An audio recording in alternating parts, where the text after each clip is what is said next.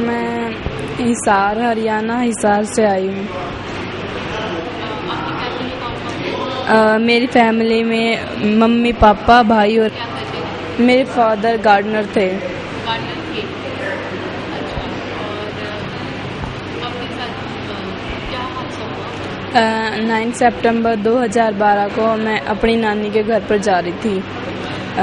जहाँ मैं रहती हूँ वहाँ से मेरी नानी का घर 5-6 किलोमीटर दूर था और मैं वहाँ जा रही थी तो उन लड़कों ने रास्ते में मेरे को पकड़ लिया और ज़बरदस्ती मुंह और आँख बंद करके गाड़ी में डाल दिया था।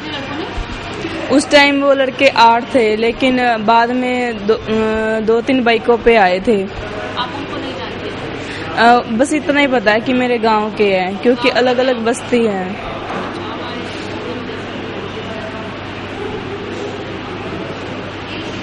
उसके बाद उन्होंने आपको रात में हुआ? दोपहर के 3:30 बजे। दोपहर के 3:30 बजे।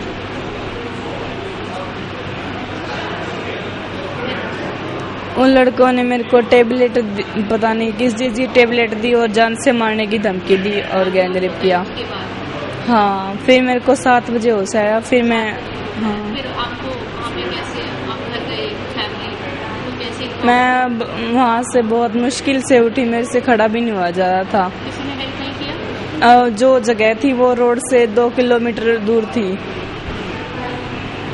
मैं वहाँ से उठ के 2 किलोमीटर जाके और फिर घर गई। फिर घर वालों को बताया? घर मेरे पापा उस टाइम आए नहीं थे और मम्मी खाना बना रहे थे। मैं जल्दी जल्दी नहाने चली गई और कपड़े वगैरह सब धो दिए। फिर पुलिस में कंप्लेंट नहीं की? मतलब उनका इतना आतंक है, मर्डर रेप। आपको धमकी दी? हाँ, मर्डर रेप वगैरह आम बात थी उनके लिए। हाँ, पुलिस पे कंप्लेंट किया फिर आपने? 9 दिन तक नहीं की, धमकी दे रखी थी ना। फिर 9 तारीख को जैसे घटना हुई थी संडे को, फिर मैं बताया नहीं किसी को घर पे। 9 दिन तक दर्द में ऐसे ही। आपने डर की मारी किसी को घर पे नहीं बताया? फिर मैं नानी के घर चली गई थी ताकि घर वालों को ना पता चल जाए मेरी हालत के बारे में। फिर मतलब कुछ खाया पिया नहीं जा रहा था, नई बिस्तर से उठा जा रहा था। मेरे नाना नानी ने फ़ोन करके मेरे मम्मी पापा को बुलाया और मेरे से जो है पूछा कि बेटे क्या हुआ है, ऐसा कुछ। तो फिर मैंने सोचा था कि मतलब अब मेरी लाइफ कुछ नहीं है, मैं मरने वाली हूँ। इतनी बुरी हालत हो गई थी मेरी। फिर मैंने सोचा अब मरना तो है ही, पहले ही बता देती हूँ सब कुछ। फिर मैंने उनको बताया कि ऐसे ऐसे हुआ मेरे साथ। पुलिस ने एफआईआर करी उन लोगों की? फिर मेरे पापा मेरे को बोले कि चलो हम थाने चलते हैं और तुम्हें दवाई दिलवा के लाते हैं। फिर हम थाने जा रहे थे तो उन्हीं लड़कों ने हमें रोक लिया था और हमें फिर दोबारा से धमकी दी। हाँ, बोला कि हम मार देंगे तुम्हें, गांव में हमारा ही है, हमारा कुछ नहीं कर पाओगे। तो अभी उस टाइम पे फिर आपका काउंसलिंग हुआ? किसने आपका? हम 11 तारीख को गए थे एफआईआर दर्ज करवाने, पर हम डर गए थे। नहीं, 18 को। 18 सितंबर 2012 हाँ। स्टेशन। तो आपकी कंप्लेंट किसने लिखी? Women constable? मेरे पापा बोले कि घर चलो। फिर हम घर चले गए, पापा मम्मी और मेरे को नानी के घर पे छोड़ के और वापस गांव में चले गए और पीछे से ना कुछ जहरीला पदार्थ खा लिया था। आपकी कंप्लेंट पुलिस कांस्टेबल ने की? Women constable? फिर मैं गई एफआईआर दर्ज करवाने अपने और फैमिली वालों को लेके और सबसे हेल्प मांगी, अपने रिलेशन वालों से, फैमिली वालों से, अपने गांव वालों से। उनके सपोर्ट से एफआईआर दर्ज करवाई और एफआईआर दर्ज भी जो लोअर अपर कास्ट का था, एक कांस्टेबल या पता नहीं पुलिस अधिकारी, उसने लिखी और सभी जो जाट लोग थे ना उनकी जगह दलित कास्ट लिख दिया था। उन्होंने ना एफआईआर में गलत लिख दिया था कि सभी लड़के जो है दलित कास्ट से ही थे। हाँ।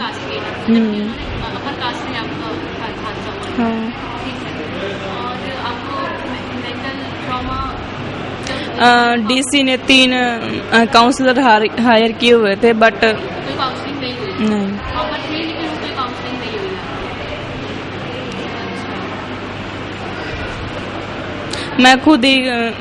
मैंने खुद नहीं अपनी काउंसलिंग की और औरों की भी कर रही हूँ। हॉस्पिटल में डॉक्टर ने, जिस भी डॉक्टर के पास जाती थी ना, सबने मना कर दिया। आपको देखने से मना कर दिया? हाँ, ये आपको नहीं देखी? सरकारी हॉस्पिटल में कोई भी सुविधा उपलब्ध नहीं है वहाँ, और अगर प्राइवेट में जाते हैं तो कोई भी मतलब डॉक्टर नहीं करता इलाज। वो कंपनसेशन दिया था, उसी टाइम दिया था 2 लाख रुपए। फिर कुमारी सैलजा जो है केंद्रीय मंत्री, वो ना पुलिस वालों ने ना 12 में से 8 लड़कों को पकड़ा था। फिर जब मैंने बोला कि 12 लड़के थे, 8 क्यों पकड़े हैं, तो उन्होंने बोला कि यही है 8, और तुम्हें पता है तो तुम पकड़ लो, हमें नहीं पता। हाँ, वो केस चल रहा है। फिर हमारे यहाँ फर्स्ट ट्रैक कोर्ट बनी हुई थी हिसार में, उसी टाइम बनी थी। तो जब मेरा केस चल रहा था ना, वो जज उनको बोलती बेचारों को पानी पिला दो, ये कर दो, वो कर दो, उन्हीं की मतलब तरफदारी कर रही थी। हाँ हाँ। उसके बाद फिर जो एक्यूज्ड फैमिली थी, रिलेशन वाले थे उनके, वो हमारे घर आके हमें धमका रहे थे, लालच दे रहे थे। हाँ, और ऐसा ही बोल रहे थे कि हमारे जो लड़के छूट जाएंगे। मैं जिस दिन मेरे पापा ने सुसाइड किया, उस दिन मेरा पहला एग्जाम था। मैं अभी BA फर्स्ट ईयर के एग्जाम दिए हैं।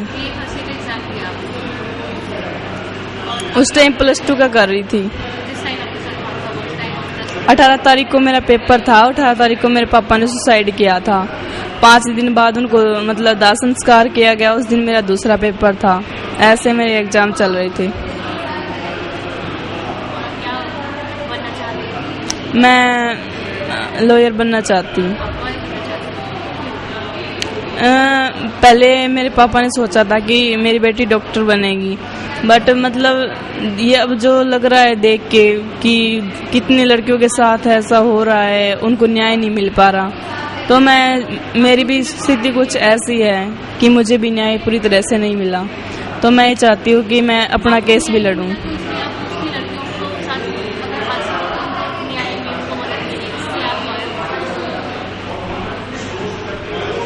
मैंने ना सेशन जज को एप्लीकेशन दी थी कि इसके फैमिली वाले बोल रहे हैं कि जज को हमने पैसे दे रखे हैं और हमारे लड़के छूट जाएंगे, तो आप जो है मेरा केस है ना और किसी कोर्ट में ट्रांसफर कर दो। उन्होंने एप्लीकेशन ही नहीं ली मेरी, और बोला, आश्वासन दिया कि ठीक है ऐसा कुछ नहीं होएगा बेटे। उसके बाद फैसला आया तो मैं 15 दिन तक हॉस्पिटल में एडमिट रही। मतलब एक तरह से शौक लगा था मेरे को सुन के कि 8 में से 4 बार आ गए हम। नहीं, 8 में से ना, 8 में से भी 4 को छोड़ दिया। हाँ, और जो 4 है ना वो मेरे पीछा करते हैं अब तक। धमकी तो वो दे रखा है, सिक्योरिटी गार्ड पास आने की हिम्मत नहीं करते। हाँ,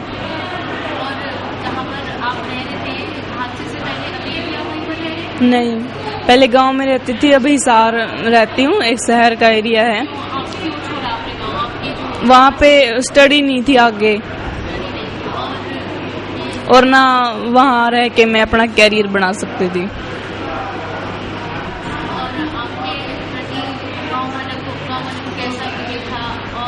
उस टाइम तो बहुत सपोर्टिव, मतलब 5 दिन तक लोग बैठे रहे थे, सड़कों पे उतर आए थे लोग वहाँ। हाँ,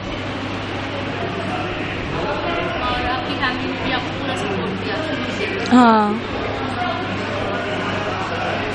जो मेरी फैमिली है उसमें सारे है ना मतलब एजुकेटेड हैं, मम्मी भी पढ़ी लिखी हुई हैं, तो थोड़ा कुछ प्रॉब्लम नहीं हुआ। आप कुछ ऐसा चाहते हो कि सेफ्टी सिक्योरिटी हो ताकि इस टाइप के केसेस ना हो, कुछ आप चाहते हो, मैसेज देना चाहते हो,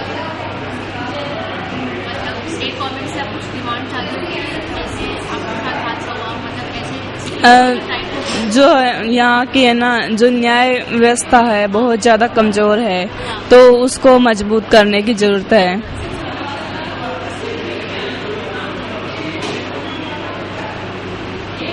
और जो अभी 4 जेल में हैं, आप क्या चाहते हो कि उनको क्या पनिशमेंट हो? उनको लाइफ लॉन्ग मिली हुई है। सजा जैसे फांसी की सजा तो एक बार ही में खत्म हो जाएंगे, जो लेकिन वो सजा है ना, वो तिल तिल के मरेंगे। वो जेल में ही। हाँ।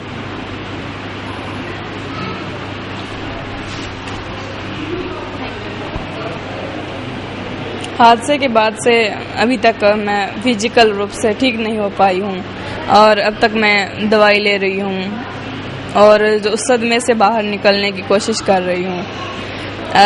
4 महीने पहले मेरे पे अटैक हुआ था लेडीज गनमैन की मौजूदगी में ही। फिर उससे जब मैंने डीसी से बात की तो फिर उन्होंने जो है और गनमैन लगाए हुए हैं। जो वहाँ के लेडीज गनमैन है वो हथियार लेने को भी तैयार नहीं है। पापा के जाने के बाद अब एम्प्लॉयमेंट आपका कौन सपोर्ट कर? मम्मी मम्मी करती है। मम्मी को कॉन्ट्रैक्ट बेस पे दे रखी है चाइल्ड प्रोटेक्शन होम में पियोन। कितना पैसा? 6600 है।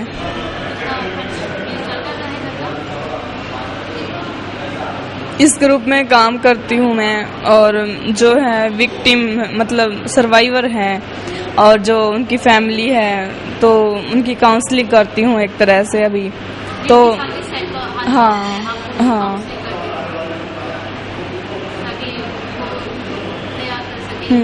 कोर्ट के लिए या मतलब आगे का जो प्रोसीजर है।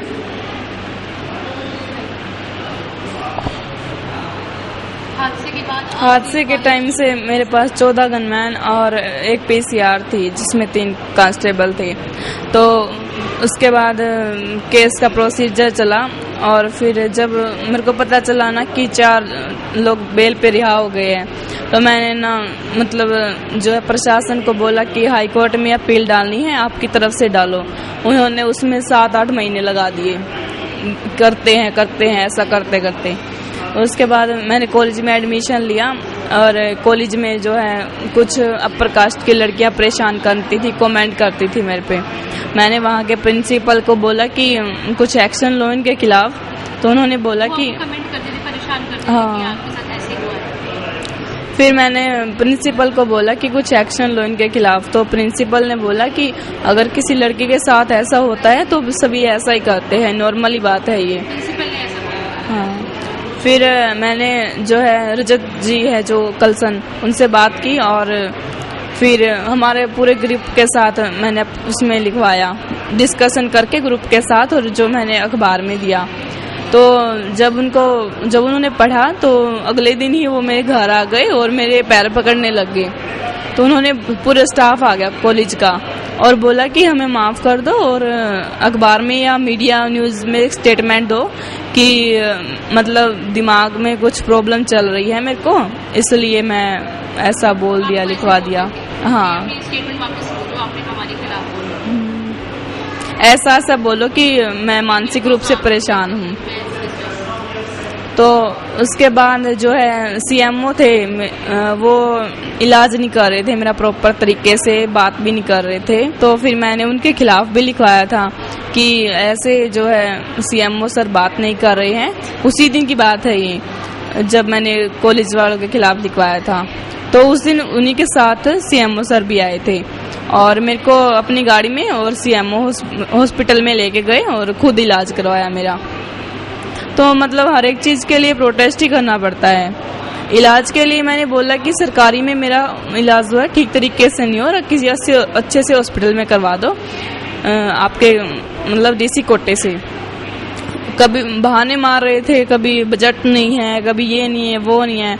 मैंने जो है राजकुमार वेरका जी को एक लेटर लिखा, उसके थ्रू जो है कई दिनों बाद मेरा जो है ट्रीटमेंट हो पाया।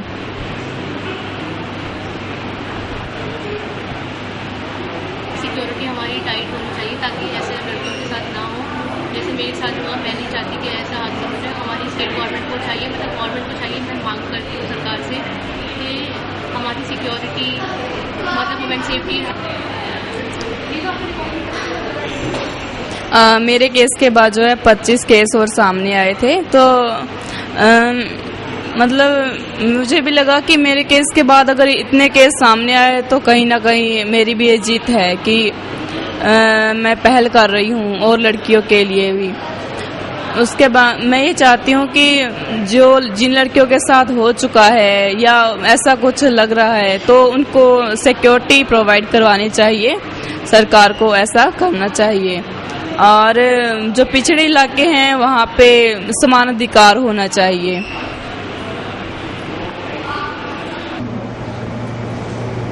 झारखंड और छत्तीसगढ़ करीब एक ही है। झारखंड में भी सरांडा में स्पॉट आयरन फैक्ट्री है, बोकारो में कोयला कारखाना है, जिसमें बोकारो में झुमरा पहाड़ में कमांडेंट फोर्सेस है सीआरपीएफ की, सरांडा में भी सीआरपीएफ की कैंप है। और इस तरह की जल जंगल जमीन में हर चीज के खनिज संपदा से झारखंड भी हरा भरा है। तो उसको लूटने के लिए बड़े बड़े कॉर्पोरेट के घरों ने 2006, 7, 8 में 660 कंपनियों ने MOU कर चुके हैं। जो कंपनी वहाँ जिंदल, मित्तल, टाटा, एसआर अभी चल रहा है। साथियों, उसके विरोध में ही जल जंगल जमीन बचाने के लिए जो साथी लड़ रहे हैं उनको बहुत कठिनाई सामना करना पड़ता है, जिसका एक कल्चरल फ्रंट सांस्कृतिक संघ में काम करते थे, वो भी जल जंगल जमीन बचाने के लिए गाना गीत गाते थे और जो कैसेट बनाते थे, नाटक करके जनता के बीच में जागरूकता पैदा कर रहे थे। जो जितन मरांडी आप लोग सुने होंगे, जो मेरे पति जितन मरांडी, वो अपनी जल जंगल जमीन बचाने के लिए गीत द्वारा, नाइट द्वारा, लेख द्वारा अपने लोगों के बीच जागरूकता पैदा कर रहे थे। तो अंतिम में उन्होंने बड़े साजिश के तहत उनको चिलखारी कांड में फंसा दिया, जो वहाँ 19 लोगों की मृत्यु हुई थी। नक्सलियों के हमले में मरे गए थे, उनको मुख्य अभियुक्त के रूप में बना दिया। साथियों, जब वो 2008 5 अप्रैल में गिरफ्तार हुए, उस समय मैं गर्भवती थी 2 महीना का, और उसी हालत में मैं अपने पति से मिलते जेल में जाते थे और हर स्थिति से हम अवगत होते थे। इसके बाद में अपनी ओर से कुछ बुद्धिजीवी की मदद से मैं एसपी को आवेदन भेजा, डीजीपी को आवेदन भेजा। देखिए, मेरे पति को इस तरह के बहुत साजिश के तहत फंसाया जा रहा है। वो आर्टिस्ट है, कलाकार है, उस कांड से कोई लेना देना इनका नहीं है। लेकिन कोई भी ऐसा सुनने वाला कोई नहीं था। तो अंतिम में वैसा करते करते ही 2011 में उनकी मौत की सजा सुनाई गई। 2011 22 जून को। इसके बाद 2012 में उनकी लड़ाई जितना भी लड़ना पड़ा, जो भी लोगों के पास मिलना पड़ा, मिलने का और हिम्मत दिलाने के लिए बहुत सारे बुद्धिजीवी आए और हमको हर समय उत्साहित करते रहे कि तुम संघर्ष करो, निश्चित ही जीत होगा ही। नहीं तो सोचो कि ये आजाद भारत में लोगों को किस तरह के अत्याचार कर रहा है, इसको अच्छा से देखते रहो और तुम हिम्मत रखो, संघर्ष करो। तो सच में ही मैं संघर्ष करते रही। हम सोचे जो भी जैसा ही हो हमको लड़ना ही पड़ेगा और मेरे पति के लिए जो भी हो, जैसा ही स्थिति, जितना भी कठिन समस्याएं हो, हमको झेलना ही पड़ेगा। ऐसा सोच करके हिम्मत बंधा करके हम भी संघर्ष किए। जिस दिन उनकी मौत की सजा सुनाई दी, उस दिन हमको अंदर से दिल दहक। मैं करनाल डिस्ट्रिक्ट से हूँ। ठीक है। कहाँ रहते हो? मैं हरियाणा से हूँ। हाँ, मैं करनाल डिस्ट्रिक्ट से। आपके घर में कौन कौन है? मेरे घर में हम 5 बहन भाई हैं और मेरे पापा जी हैं। मम्मी का मर्डर हो गया था। और पापा क्या करते हैं? कुछ नहीं, बस घर पे ऐसे ही हैं, घर पे रहते हैं। कब हुआ हादसा? मेरे साथ 6/8/2012 को हादसा हुआ था। 6/8/2012 को 6/8/2012 को किस टाइम? मैं सुबह स्कूल जाने लग रही थी। मैं government senior secondary school Nilokheri पढ़ने के लिए आती थी, जो कि मेरे गांव से 7-8 किलोमीटर दूर है। और मैं वहां से जैसे बस स्टैंड पे पहुंची तो वहां से मेरा बाइक पे पीछा किया गया। वो एक लेडीज है जो मेरी पड़ोस की है, उसने मेरा पीछा किया। वो मुझे मेरे घर पे भी आती थी, वो उसका आना जाना था, पड़ोस में मेरा आना जाना था उस लेडीज के साथ भी। पर हमें ये नहीं पता था कि भी वो कोई साजिश से खेल रही है हमारे साथ। उसकी साजिश थी मेरा रेप करवाना और मेरी मम्मी का मर्डर करवाना। जैसे बस स्टॉप पे मुझे चढ़ा के आई, ये बोले आ तो स्कूल चली जा। मैं स्कूल के लिए उसने बैठा दी बस स्टैंड से बस स्टॉप पे। फिर मैं नीलोखड़ी जो मेरा मेन बस स्टैंड है वहाँ पे उतरी, तो वहाँ जो जेंट्स थे, जो लोग थे, वो लड़के, उन्होंने मेरा बाइक पे पीछा किया। मेरा बस स्टैंड से स्कूल 1.5-2 किलोमीटर दूर है। और उन्होंने जैसे पीछा किया, मैं अपने स्कूल में जा रही थी, उन्हें पहले तो लड़के ने बाइक पे पीछा किया। मैंने सोचा घूम फिर कैसे चले जाएंगे, हमें क्या लेना, ये तो ऐसा सब तो शहरों में हो ही रहा। मैं स्कूल ही चल, फिर जैसे मैं स्कूल के कुछ ही नज़दीक रह गई थी, वहाँ एक गर्ल हॉस्टल है, उसके पास से मुझे गाड़ी में उठाया गया। सामने से गाड़ी आई, उसमें उसके साथ एक जेंट्स और था। उसने मेरे वो बाजू पकड़कर खिड़की से अंदर खींच लिया और जैसे मैं चिल्लाई, उन्होंने मेरा मुंह बंद करके और गाड़ी में लेटा दिया उसे सीट पर। और वो बोलने लगा, अगर जब अभी चुप रही, अगर बोली तो भी तेरे जानते मार देंगे हम। उन्होंने मेरे को धमकी दी। और जैसे ही मैं चुप हो गई, पर मैंने अभी नहीं, उस समय जब मेरे साथ हादसा हो, जब मैंने किसी को नहीं बताया, सिर्फ मेरे परिवार वालों को पता था, मेरे मम्मी पापा को, मेरे परिवार वालों को सबको पता था। नहीं, उस समय कोई एक्शन नहीं, उस समय कोई FIR कुछ नहीं करवाई, क्योंकि मैं SC कास्ट, मैं SC कास्ट में आती हूँ। हाँ, मैं उस टाइम ये पंचायतों से कुछ गांव में ऐसा सब चलता है, इनसे यानी मेरे माता पिता ने ऐसे घर में वो फैसला कर लिया था, राजीनामा करवा दिया था उन्होंने। लेकिन फिर भी उन्होंने, जैसे मेरी मम्मी का दांत में दर्द था, वो 3/9/12 को जैसे नीलोखड़ी आई सुबह 8-9 के करीब, फिर उसके बाद मम्मी घर वापस नहीं गई। फिर 5/9/12 को उसकी डेड बॉडी मिली थी। हाँ, उन्हीं लोगों ने, क्योंकि जब उन्होंने मेरे साथ रेप किया गाड़ी में, 2 बार उन्होंने मेरे साथ रेप किया गाड़ी में। और उनके साथ जो लेडीज थी वो भी थी, एक लेडीज है उनके साथ जो जेंट्स है। नहीं, वो मेरे गांव के पड़ोस के हैं। हाँ जी, मेरे पड़ोस के हैं, वो मेरे गांव के पास है, गांव है, उस गांव के हैं, वो थोड़ी नजदीक है वह गाँव में। नहीं मैम, ऐसा कोई कुछ नहीं था, कोई दुश्मनी, कोई ऐसा कुछ नहीं था। जब से मैं अपनी सऊदी में आई तब तक तो मैंने कुछ देखे नहीं। हाँ, वो रोड कास्ट से हैं सब, और जो लेडीज है वो मेरी कास्ट से है, सैंसी। उन्होंने ये सब किया। और जैसे मेरी मम्मी का मर्डर भी हो गया, उन्होंने मेरे को ये बोला, तभी जैसे उन्होंने मेरे रेप किया और जैसे वो घर वापस छोड़ने के लिए उन्होंने बोला, अगर किसी को बताया भी, उन्हें ये बोलता भी 10 दिन के बाद दोबारा हमारे साथ चलना, अभी हम कहीं घूमने के लिए चलेंगे। मैंने उनको मना कर दिया। फिर उन्होंने एकदम किया, अगर ना भी आए तो भी तेरे मम्मी या पापा को हम जान से मार देंगे।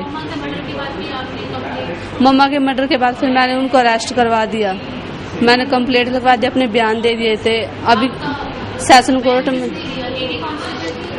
नहीं, हाँ लेडीज ने भी लिया, जेंट्स ने भी, दोनों लिए सब हुए थे। लेकिन जो लेडीज थी जिसने मेरा मेडिकल किया था, उसने जैसे ही उन्होंने मेडिकल किया तब तो नहीं बोल दिया कि इसके साथ रेप हुआ है। जैसे वो कोर्ट में बयान लेने, उसके बयान हुए थे जज के सामने पेश किए गए, तब वो मुकर गई। सुबह तक 12 बजे तक तो उसे बोलिया कि भी इसके साथ रेप हुआ है, लेकिन उसके बाद वो पलट गई।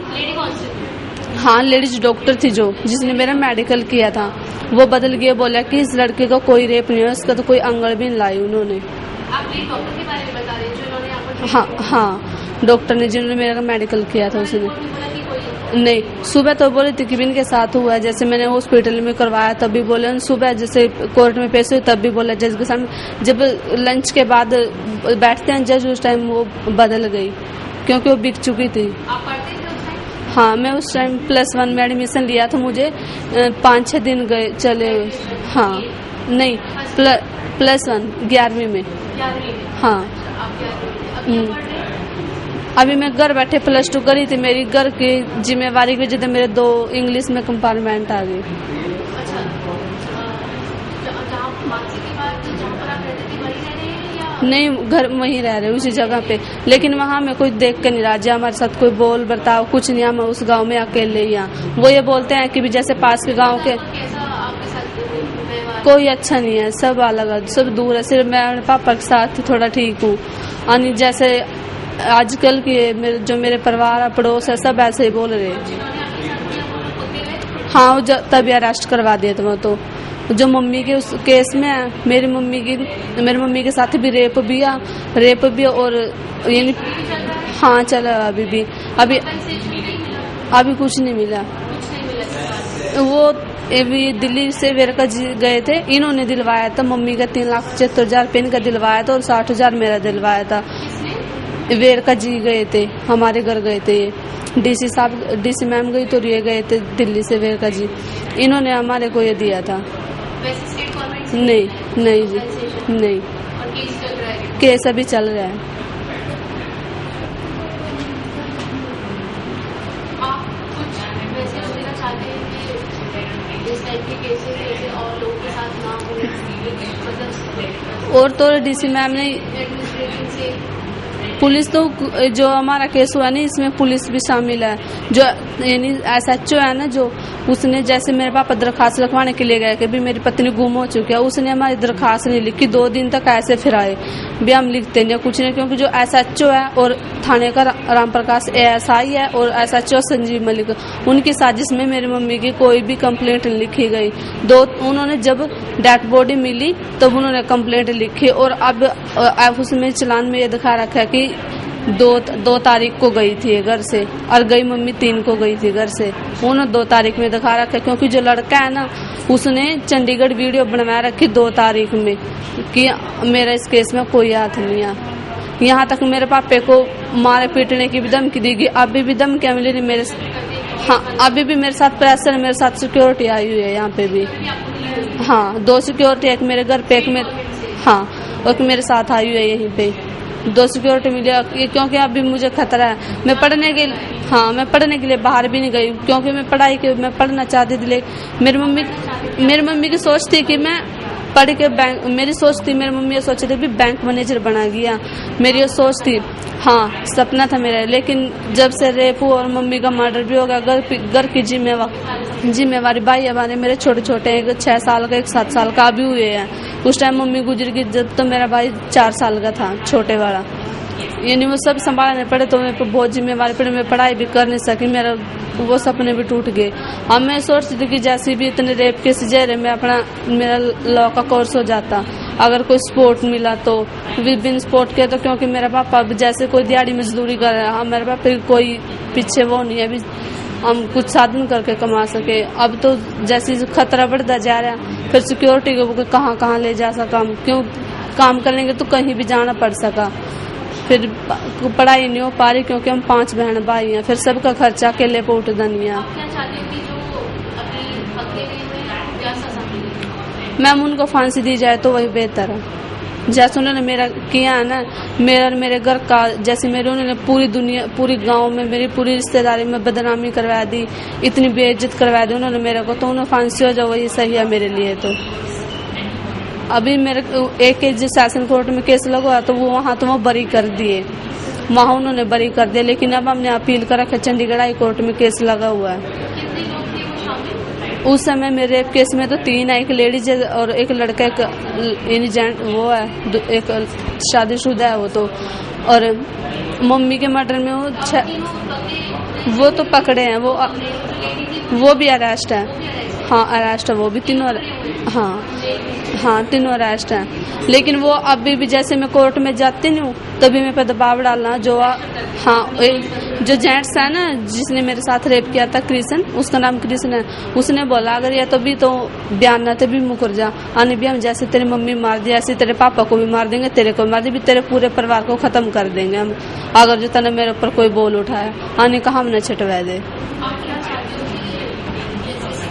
ज़्यादा हो तो इस टाइप की केसेस हर दिन आते हैं खबर में, तो आप क्या सोचते हो कि क्या होना चाहिए प्रशासन, एडमिनिस्ट्रेशन, स्टेट गवर्नमेंट से क्या? मैं तो ये चाहती हूँ कि जैसे दुनिया में इतने रेप हो रहे, पूरी दुनिया में इतना रेप केसेज हो रहे, जो रेप केसेज है इनको तो फांसी दिलवाई जाए बस। और उनको जो उनका मुआवजा वो तो सरकार को देना कहा का वो तो उनको देना चाहिए। जो कि अभी मैंने कई भी ये मीटिंग में बोल रहे कि किसी को मुआवजा दिया गया, ये मुआवजा तो उनको देना कहा का, लेकिन कहाँ जा रहा है पैसा, कहीं है पैसा नहीं मिल रहा। ये गरीब लड़के हैं जो बेचारे वो पढ़ नहीं सक रहे, ऐसे घर में बैठ रही और फिर क्या क्या करेंगे। उनके घर इतने माँ बाप इतने गरीब हैं, कुछ कर नहीं सकते, और उनकी कुछ सोच आ तो ऐसे ही बैठ जाएंगे वो तो घर में, क्योंकि उनके पास तो कुछ खाने पकाने को साधन ही नहीं है। सरकार को सपोर्ट नहीं करी तो क्या करेंगे सरकार का भी हम। तो हमारे इस दुनिया में यानी कि कोई कुछ नहीं, हम तो ऐसे ही आए तो ऐसे चले जाएंगे यहाँ से। इसलिए मैं तो ये सोचूं कि भी सरकार को भी सपोर्ट करनी चाहिए, और जैसे आप एक ऐसी जो संस्थाएं बन रही इनको भी इकट्ठा होगा, जो इतने रेप केस जो रहे इनको एक तो हटाना चाहिए। और एक ये सुना था जो तेजाब वाले हैं, तेजाब अटैक वाले ज़्यादा ही हो रहे, इनको भी तेजाब जो सब है बंद करवाने चाहिए। क्योंकि मैंने भी देखा था लड़कियों का फेस पूरा बिल्कुल ही जलाया हुआ है। क्या इनकी जिंदगी और क्या जो विक्टिम हो रही इतनी दुनिया में, क्या उनकी जिंदगी नहीं, दुनिया में इनका कोई कुछ नहीं रहा अब तो। क्यों नेसिक बात हो जो गांव में तो थोड़ी भी बात हो जो वो भी बहुत बड़ी है, और एक तो हम विक्टिम हो रहे तो हमारे तरफ इतनी गुर गुर का देखा नहीं भी, तो इसके साथ तो ये रहे कोई पास भी खड़े नहीं होता, कोई घर तक भी नहीं आता भी चल आप इसके पास से बैठो जाकर, ऐसा कुछ नहीं रहा अब।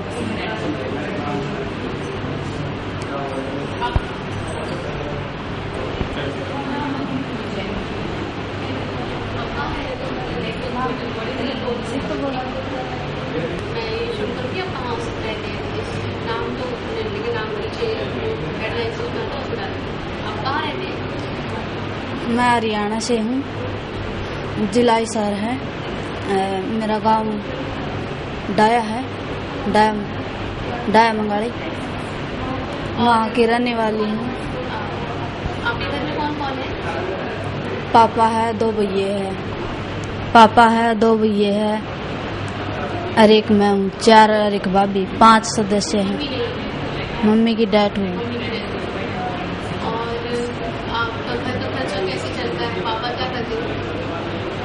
पापा दिहाड़ी करते, मजदूरी करते।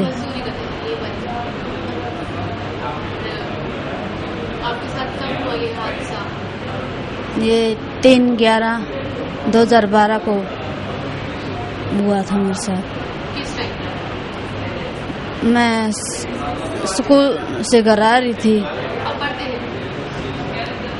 जब ये मेरे साथ हुआ, जब स्कूल से मैं घर पर आ रही थी, खाना खा रही थी, 4 लोग घर में घुसकर मुझे आंख बांधी, और घर में घुस के मैं आंख बांधी और मुंह बांध दिया, और मेरे साथ बलात्कार किया, उन्होंने दुष्कर्म किया, और मुझे रेप करके ना मुझे छोड़कर वे तो भाग गए। हमारे घर पर कोई कौन था नहीं। मैं 9th क्लास में पढ़ी। 9th क्लास में। आप जानते हो किसने किया ये हादसा, इसके पीछे किसने साजिश की? वो तो जब ये हादसा हुआ तो फिर आपने FIR दर्ज कराई, घर वालों को बताया? नहीं बताया? उन्होंने धमकी दे रखी थी मेरे थी। आपको जान से मारने की धमकी दी? हाँ, नमलिया साड़ी तुम्हारी अगर तू किसी ने बताओगी नहीं तारा घर क्या ना है तो तने मार दे, तारा घर क्या ना मार दे। 4 लोग। तो FIR नहीं कराई उनके खिलाफ, कुछ नहीं करा? नो तो FIR कराने मेरे पिताजी गए थे, उन्होंने लिखी नहीं एप्लीकेशन नहीं लिखी? FIR दर्ज ही नहीं हुई, कुछ अभी तक नहीं हुई? अब तो हो रही है न, तो अब हो गई। कब कराई? किस टाइम? 9 तारीख को हुई। फिर कितने दिन बाद? 6 दिन के बाद 6 हुई। दिन के बाद क्योंकि धमकी दे रहे थे जान से मारने को। ठीक है, आपकी स्टेटमेंट किसने रिकॉर्ड की? लेडी कांस्टेबल थी? थाना में किसने केस लिखा? पुलिस कांस्टेबल ने या महिला? जेंट लेडी कांस्टेबल और औरत महिला थी वहाँ पे? पुरुष थे। पुरुष ने लिखी, पुरुष जो कांस्टेबल थे। और आपकी काउंसलिंग हुई, डॉक्टर को दिखाया? मेंटल ट्रॉमा की काउंसलिंग की डॉक्टर ने? 9 तारीख को वो पुलिस चौकी में तो कुछ नहीं हुआ हमारा। फिर सीधे हम तब डॉक्टर के पास लेके गए तो कुछ समझाया? मेंटल ट्रॉमा काउंसलिंग होती है, मतलब वहाँ पे आपको कुछ किसी ने कुछ नहीं समझाया? डॉक्टर ने कुछ सहानुभूति कुछ नहीं मिला, और डॉक्टर ने सपोर्ट कुछ नहीं दिया? नहीं, कोई ट्रीटमेंट कुछ नहीं हुआ? टू फिंगल दे दी। और ये जब आपके साथ हादसा हुआ उसके बाद जहाँ पर आप रहते थे अभी भी वहीं पर ही रहते? ना मैम, बीच में मेरी बुआ का बिक थी, मेरी बुआ के घर पर रहती थी। बुआ के घर पर रहते थे, तो अभी आप कहीं दूसरी जगह रह रहे हैं? बुआ का से अभी आई हूँ। बुआ के घर से अभी आए हो और केस चल रहा है उनके खिलाफ जिन लोगों ने आपके साथ किया? वो लोग जेल में नहीं, रिलीज कर दिया उनको? एक बिना बेल में रहे थे, फिर जमानत पर छोड़ दिया। बेल पे छोड़ दिया चारों को, और केस चल रहा है कोर्ट में? कोई कंपनसेशन मिला, मुआवजा मिला सरकार की तरफ से? नहीं मिला, कुछ नहीं मिला, केस चल रहा है। और आपके रिश्तेदार कैसे इस पे रिएक्ट करा? आपके साथ कैसा व्यवहार करा हादसे के बाद? जैसे आपको कोई सपोर्ट नहीं, कुछ नहीं? जैसे कोई कमेंट टॉन्ट करते हैं सोसाइटी में, ऐसा कुछ तो नहीं किया? नहीं, ऐसा तो नहीं, ऐसा कुछ नहीं। आप कुछ चाहते हैं स्टेट गवर्नमेंट से, एडमिनिस्ट्रेशन से, पुलिस से कि उनके खिलाफ कुछ सख्त कार्रवाई हो, कुछ मैसेज देना चाहते हैं? उनके साथ जिन्होंने आपके साथ किया आप उनके खिलाफ क्या चाहते हैं कि क्या हो, क्या एक्शन लिया जाए? स्टेट गवर्नमेंट से क्या चाहते हैं कि क्या सेफ्टी पर्पज से जो ये रेप केसेस दिन ब दिन बढ़ते जा रहे हैं ना हो, क्या आप चाहते हैं प्रशासन से कि क्या उनको सिक्योरिटी रखनी चाहिए, सेफ्टी मेजर्स रखने चाहिए कि ये जो केसेस दिन ब दिन बढ़ते जा रहे हैं ना हो, कुछ इनको रुकना चाहिए। मैं चाहती हूँ कि अब मैंने पढ़ाई छोड़ रखी है, उस केस होने के बाद मैं पढ़ाई नहीं करी। जब मैं 9th क्लास में थी, 9th क्लास में थी, जब के बाद जिस दिन यह मेरी घटना घटी उस दिन के बाद मैं स्कूल नहीं गई। जब से मैं घर पर हूँ, मैं पढ़ने की भी कोशिश की, फिर घर के भी मजबूर हो गए थे वे, ये तो यह हादसा होगा, कल न और भी हो सकता है, इसलिए घर के भी डर गए थे वे, बाहर जाने तो मना कर रहे थे। ना हमारे पास कोई सिक्योरिटी गार्ड है नहीं। धमकी देते हैं वो लोग, केस बंद कर। हाँ, और वो लोग सब बेल से रिलीज उनको कर दिया, बेल जमानत दे दी। हाँ, ये भी कह रहे हुए फैसला कर लो, फैसला कर लो। इलेक्शन दबाव बना रहे हैं, पंचायत भी कर रही है। स्टेट गवर्नमेंट ने भी कुछ हेल्प नहीं किया, किसी ने कुछ नहीं किया। आप कुछ अपील करना चाहते हैं कि क्या आपको मदद मिले कुछ सरकार से या कुछ? मैं चाहती तो हूँ मुझे मदद तो मिले, मुझे पढ़ाई हाँ मुआवजा मिले, और मेरे सपने थे वे अधूरे रह रहे हुए मेरे पूरे हो। मैं डॉक्टर बनना चाहती हूँ, मैं डॉक्टर बनूं और जितने हरियाणा में जितने भी ये बलात्कार के केस हो रहे हैं इनकी रुकावट करूं, इनकी किसी की मदद करना चाहती हूँ। मैं सोच रही हूँ मेरे साथ हो रहा, मेरे साथ तो होगा जो होगा, और लड़कियों को ऐसा तो नहीं होना चाहिए, इसको दबा देना चाहिए। हमारा कानून सख्त होना चाहिए, ऐसे लोग मजबूत होना चाहिए। हाँ जी। Conflict areas which you read daily about and which the central government hardly ever listens to. I'm happy Shakil is here. He's a victim of police atrocities in Kashmir. He'll be sharing us the story. We have Bondita Acharya. She's the steering committee convener of the Women in Governance, a network of Dalit and tribal women in India. She's from Assam. And then we have our friend Bablu, a human rights activist from Manipur who has done amazing things. I will first invite Bablu to give us an overview of what he's going to say, and then we move on to the others.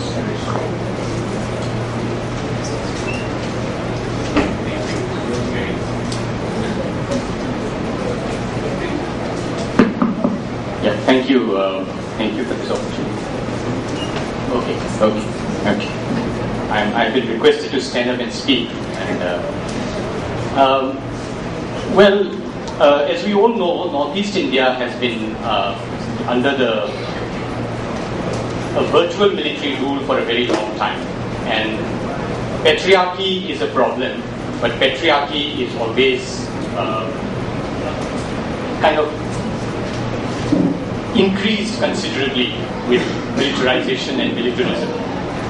So in that context, from the morning we have been hearing about all these different structures and systems which perpetuate violence against women, and definitely militarism is one that exacerbated the whole situation to a large extent.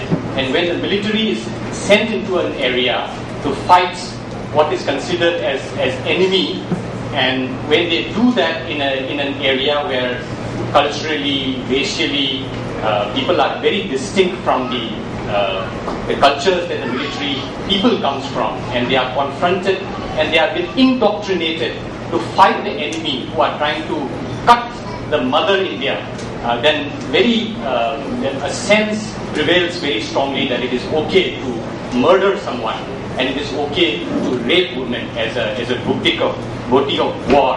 And this is what the Northeast have experienced for a very long time. Many of the sexual violence obviously got never been documented, unrecognized. What happened in the Naga Hills in the 50s, in the Lusai Hills of what is called Mizoram today in the 60s, and in 70s in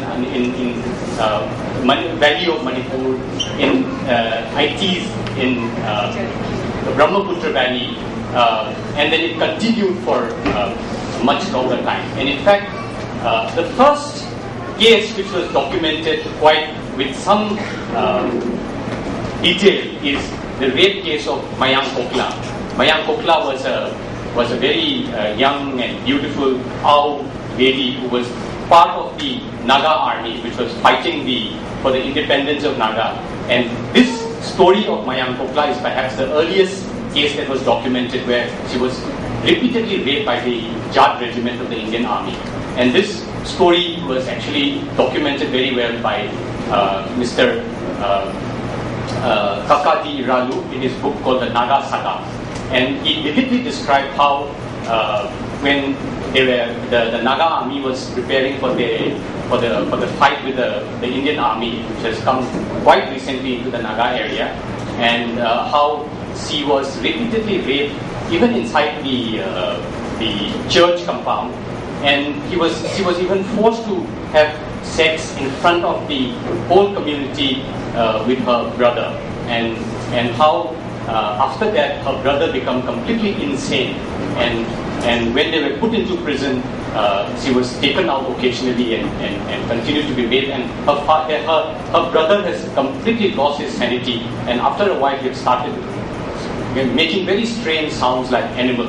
And that was how Mayang Kokla actually, much later, about 20 years later, she narrated this story to Kaka Iralu, and he recorded this, and now it is part of his book called The Naga Saga. So this is one of the first recorded experiences. Interestingly, the public outcry against rape is again something that came up. And the first case where there was a public outrage against these kind of military rape came in 1974, and this was again a Naga lady from Manipur in the Ukhrul district called Rose. She was raped, and then because of the humiliation that she suffered, she committed suicide. And then there was an inquiry done, and the military court of inquiry found nothing wrong with the even though the perpetrator was very well identified. They just glossed over the matter, and he was let scot-free.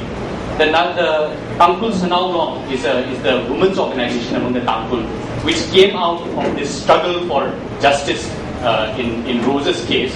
But interestingly, again, the legal system was completely useless in terms of fighting for justice because no response was coming. And what was interesting is when we revisited this family nowadays, because they cannot fight it with the system, with the governance and the structures in the state, what they have done is the Tangkhul women have now started weaving a pattern in their own clothes, which is now very proudly used by the Nagas as a way to remember the injustice and to state the qualities of this lady, the innocence, her beauty, is all woven into a new pattern. So it has become part of the cultural pattern. The resistance itself has gone so much a part of the very cultural narrative through the attire of the women. I think the last case which has become really famous was the Manorama's case, which actually we just observed the 10th anniversary of Manorama day before yesterday, and that was why I came a day late because we were there in Manipur. The 10th anniversary was observed. Again, very clear, 100% clear case.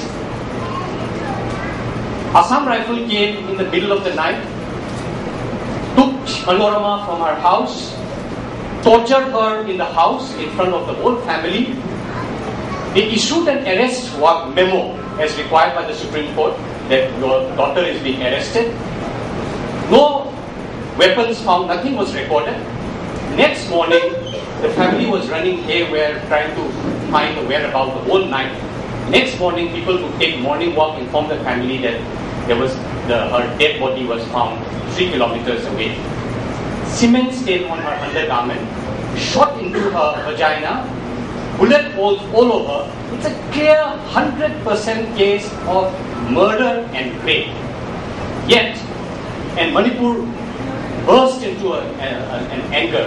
Mothers went and protested. In fact, today, 10 years ago, mothers went in front of the Kangla, stripped naked, saying that instead of raping our women, our daughters in the middle of the night, if you dare, if you are a man and you want to rape, come and rape us now in front of the public. Let's do it open. So they stripped themselves and they raised these issues. Manipur was completely ungovernable for 2 months. Manipur government responded by instituting a commission of inquiry. Army went to the court challenging, saying that Manipur government had no authority to question the rape and murder that they are committing systematically for this last 55, 60 years. Now, the court has actually said that yes, Manipur government has the authority because this is a law and order situation over and above military case. And so the inquiry took place. And when the inquiry was finalized, again the military went to the court saying that this report should not be disclosed. They stopped this report from getting public. The High Court again ruled in favor of the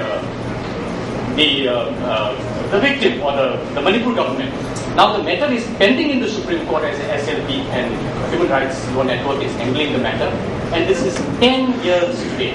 Till 10 years, we don't know what was written in this commission of inquiry, even though it is quite obvious that they could not have written anything but the fact that she was raped and murdered.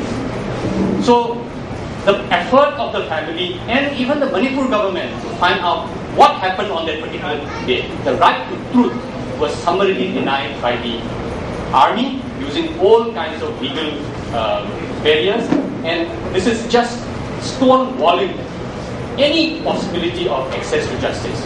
Very interestingly, because of lot of international criticism and also a lot of civil society pressure, very unwillingly the National Human Rights Commission also came into the picture.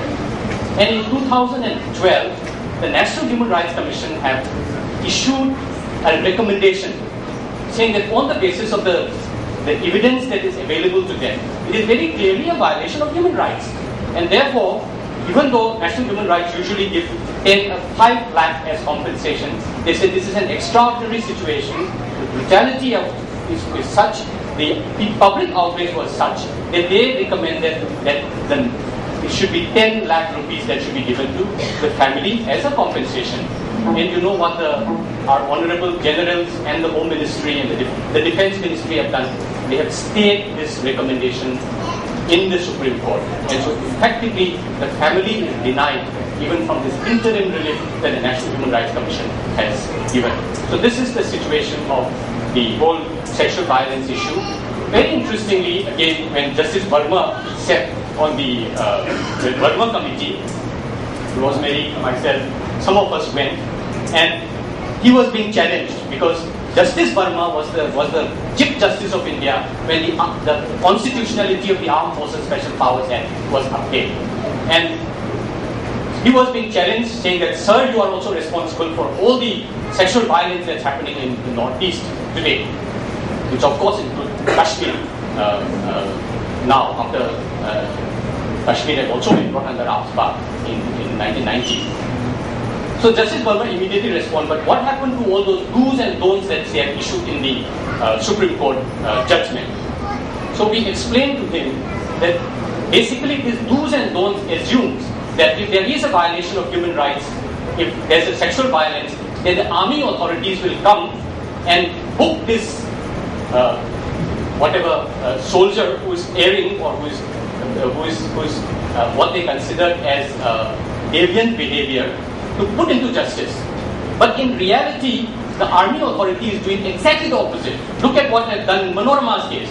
Instead of booking those people who are responsible for rape and murder, they have blocked any kind of legal process that can take place, and they have been protecting them lock, stock and barrel for the last 10 years. And no legal processes cannot go 1 inch forward. No truth, no reparation, no justice. So this is the way in which the military has operated. I mean, it's quite clear if we put Justice Verma in Kargil and asked him to fight the Pakistanis in Kargil war, he would, despite of his intelligence, he would make a very bad army commander. And similarly, if you ask the army, who is trained to destroy the enemy, to sit on judgment and deliver justice to the helpless sexual victims of sexual violence, you are doing exactly what you are asking Justice Verma to do in the Kargil war. They are not trained to do it as an institution. Army is not meant to deliver justice. They are meant to destroy enemy. And when you declare a large section of your own population as enemy for half a century, I mean, this is the only consequence that one can imagine. So Justice Verma, after hearing all this story, and we basically said all your do's have become don'ts and all your don'ts have become do's, in reality, he, in his judiciary mind as a judge, probably started empathizing with what the women in the Northeast was undergoing, and he came out with a series of recommendations, which Gayatri have also mentioned in the morning, that sexual assault cannot be part of national security protection. I mean, one can understand, instead of shooting one terrorist, you have shot 2 more. That one can understand. But taking a woman from her house, taking it to the camp, stripping her naked, and you also taking your pants down and raping, can have nothing to do with national security. But this has been protected by the law for the last 55 years in this country.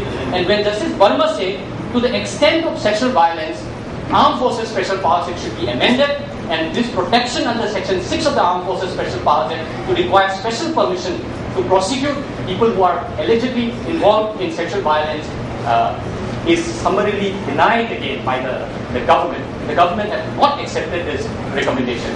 We have also gone to recommend, saying that because this is a recurrent phenomena, there should be commissioners appointed. Savannah.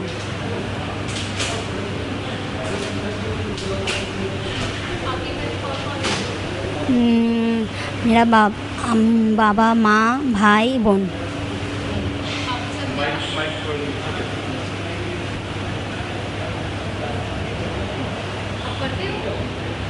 পড়াশোনা করো? হ্যাঁ, মানে 9-এ পড়ি আমি, এখন পড়ি না। मैं पढ़ती थी 9 में, अब मैं पढ़ती थी 9 में।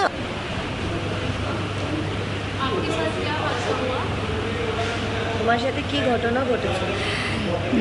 আমার সাথে মানে আমি একটা ছেলেকে ভালোবাসতাম, তা সে আমাকে বিয়ে করবে বলে তার বাড়িতে নিয়ে যায়। নিয়ে যাওয়ার পরে সেই ঘটনাটা হয়েছে 23/6/2012 সে আমাকে বিয়ে করলে তার বাড়িতে নিয়ে যায়। নিয়ে যাওয়ার পর তার বাবাকে তার সঙ্গে দেখা করায়। করার পর তার বাবা আমাকে দেখে মারধর করে, তার দাদারাও করে।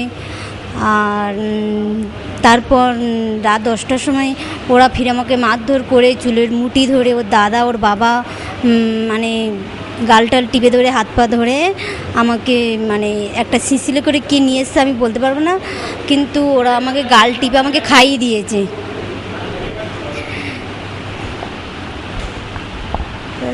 The incident happened in 2012. I was in love with a guy who also wanted to marry me. So one day he said that come to my house, I'll introduce you to my parents and give the proposal of marriage. So then he took me to the house, and when he announced that, they got very furious. So his father, his brothers, they all started beating me up and kicking me, and then they brought some unknown liquid, something in a bottle, and force fed, as in pinched my cheeks and fed that to me forcefully.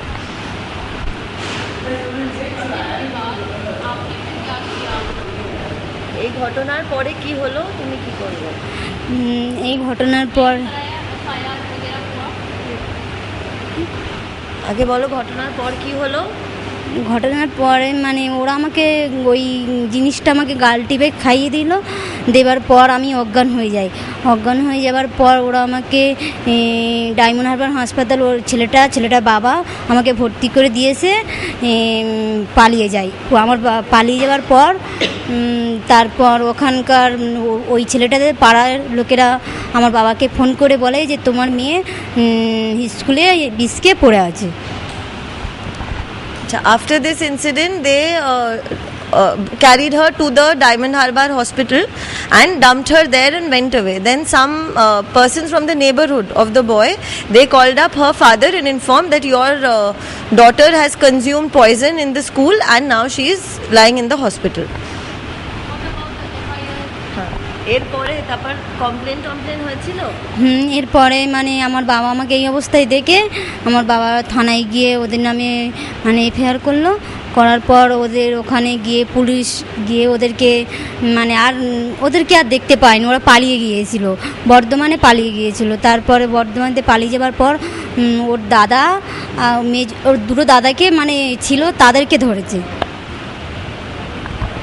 After that, when my father came and saw me in that condition, he did go and file an FIR, for which the police went to their house, but all of them were absconding. They had gone away to Bardhaman, another district in Bengal. So later the police were able to apprehend two of the brothers of his, but him and his father, who were also, the father was a main culprit also, but they were not apprehended.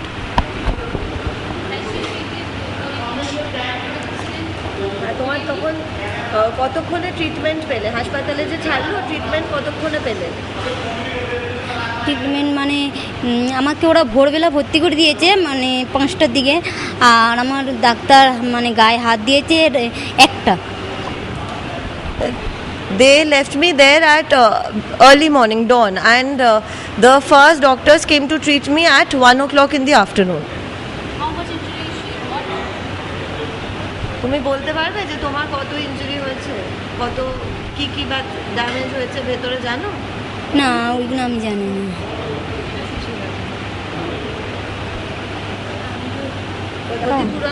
হ্যাঁ পেয়েছি, মানে দিদিরা আমাদেরকে 3 লাখ। সবাই arrest হয়েছে?